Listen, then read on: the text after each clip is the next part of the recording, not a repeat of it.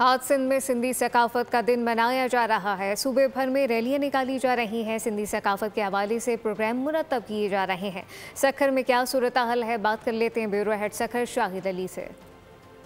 सिंधी सकाफत का दिन, टोपी अजरक का दिन, आज पूरे दुनिया में जो है सिंधी सकाफत का दिन मनाया जा रहा है और सिंध भर में जो है वो प्रोग्राम तरतीब दिए गए हैं। सिंध के तीसरे बड़े शहर सखर में भी रैलियां निकाली जा रही हैं। बच्चे बड़े सब अजरक टोपी के लिबास में नज़र आ रहे हैं। हमारे साथ कुछ बच्चे मौजूद हैं जो तकरीबात में शिरकत के लिए आए हैं, उनसे बात करते हैं।